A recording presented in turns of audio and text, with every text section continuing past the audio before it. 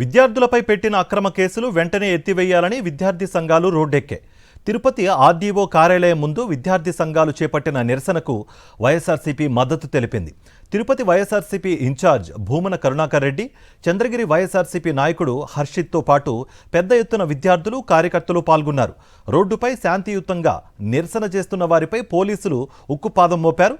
విద్యార్థులను అభినయ్ రెడ్డిని ఈడ్చుకు వెళ్లారు. కూటమి ప్రభుత్వం పోలీసులతో విద్యార్థుల గొంతు నొక్కాలని చూస్తోందని స్టూడెంట్ లీడర్లు మండిపడ్డారు.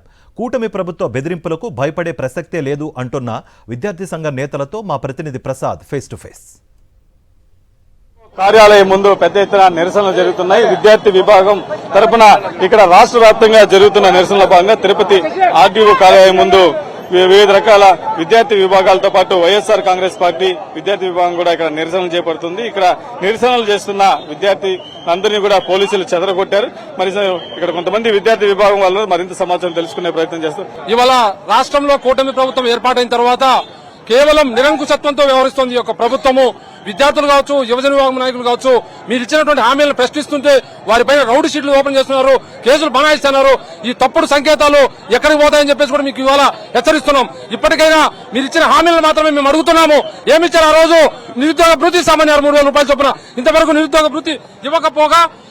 భృతి ఇవ్వకపోగా మళ్ళా విద్యార్థులపైనే, యువతలపైనే ఇవాళ కేసులు బనాయించడం. ఇప్పటికైనా కూడా ఈ కేసులు ఏవైతే ఉన్నాయో రౌడీ షీట్లు కావచ్చు, ఈ కేసులన్నీ కూడా ఉపసంహరించుకోవాలా. వైజాగ్ లో బల్క్ డ్రగ్స్ దాని మీద అక్కడ ఎమ్మెల్యే, ప్రస్తుత హోమ్ మినిస్టర్ వగలపూడి అనిత గారు సొంత కాన్స్టిట్యున్సీలో బల్క్ డ్రగ్ వ్యతిరేకంగా విద్యార్థి సంఘాలు, యువజన సంఘాలు పోరాటం చేస్తే వాళ్ళ మీద ఈ రోజు ఈ కూటమి ప్రభుత్వం రెడ్ బుక్ రాజ్యాంగంలో భాగంగా వాళ్ళ మీద రౌడీ షీట్లు ఓపెన్ చేసి అక్రమంగా ఈ రోజు అరెస్ట్ చేయడం జరిగింది.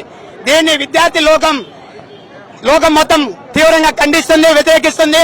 నారా లోకేష్ గారు యువగలం పాదయాత్రలో నేను విద్యార్థులకు అండగా ఉంటాను, యువతకు అండగా ఉంటాను, ఫీజు రింబర్స్మెంట్ ఇస్తాను, విద్యార్థులు నిరుద్యోగ భృతి ఇస్తాను, సంవత్సరానికి 2 సంవత్సరాలు 2 లక్షల మందికి ఉద్యోగవసరం కల్పిస్తామేసి ఆ రోజు మాయమాటలు చెప్పి గద్దెక్కింటే నారా లోకేష్ గారు ఈ రోజు నిద్రపోతున్నావా అని అడుగుతున్నా. ఈ రోజు విద్యార్థి సంఘ నాయకులు ప్రశ్నిస్తే కేసులు పెడతావా? మీరు ప్రశ్నిస్తే కేసులు పెట్టుకుంటా పోతే ఎవరికి ఇక్కడ రైడ్ షూటర్లు పెట్టినా, కేసులు పెట్టినా భయపడిన నాయకత్వం కాదు. ఏఎస్ఎఫ్ నాయకుల మీద, ఏవైఎఫ్ నాయకుల మీద విశాఖపట్నం రౌడీ షీట్లు ఓపెన్ చేయడం చాలా దుర్మార్గం.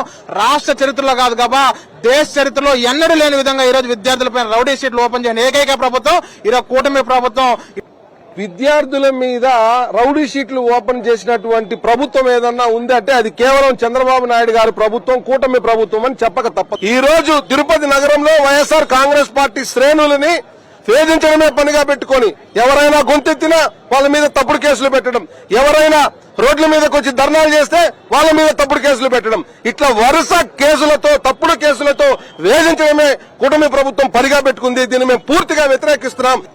ప్రతిపక్షంలో ఉన్నప్పుడు ఇదే చంద్రబాబు నాయుడు గారి ప్రభుత్వం ఒక నినాదంతో వచ్చింది, బాబు రావాలే జాబు తేవాలే, బాబు రావాలే జాబు తేవాలే అనే నినాదంతో వచ్చిన ఆయన ఇవాళ బాబు రాగానే జాబ్ వచ్చింది. జాబ్ ఎవరికి వచ్చింది? ఆయనకి సీఎం పదవి వచ్చింది. జాబ్ ఎవరికి వచ్చింది? ఆయన కొడుకు మంత్రి పదవి వచ్చింది. జాబ్ ఎవరికి వచ్చింది? ప్యాకేజ్ స్టార్ పవన్ కళ్యాణ్ ఉప ముఖ్యమంత్రి పదవి వచ్చింది. చూడండి, ఇవాళ ఈ రాష్ట్రంలో చదువుకున్న యువకులు డిగ్రీలు, పీజీలు పట్టాలు చేతులు పెట్టుకుని జొమాటోలో ఉన్న డెలివరీ బాయ్స్ గాని పనిచేసే పరిస్థితి. మీరిచ్చిన హామీలను నెరవేర్చమని చెప్పేసి ఈ రోజు యువజన విద్యార్థి సంఘాలు రోడ్డెక్కి ఆందోళన చేస్తా ఉంటే వాళ్ళపై అక్రమ కేసులు పెట్టడం ఇది ఎంతవరకు కరెక్ట్ అని మేము విద్యార్థి సంఘాలుగా డిమాండ్ చేస్తున్నాం. జాబ్స్ వదులుతాము 26 లో, జనవరి 1 ఫిబ్రవరిలో వదులుతామన్నారు. ఇప్పటి వరకు అయితే ఏ జాబ్స్ వదలలేదు. అందుకే మేము డిగ్రీలు చేసుకుని ఇంట్లో కూర్చోవడం వల్ల ఆయనకి ఏం లాభం? రాష్ట్ర వ్యాప్తంగా విద్యార్థుల నుంచి కూటమి ప్రభుత్వానికి పెద్ద ఎత్తున విమర్శలు వస్తున్న నేపథ్యంలో కూటమి ప్రభుత్వం విద్యార్థులకు ఇచ్చిన హామీలను నెరవేరుస్తుందా లేకపోతే ఇలాగే గాలికి వదిలేస్తుందా చూడాల్సిన పరిస్థితి ఉంది. వీడియో జర్నలిస్ట్ ముఖేష్తో ప్రసాద్, సాక్షి టీవీ, తిరుపతి.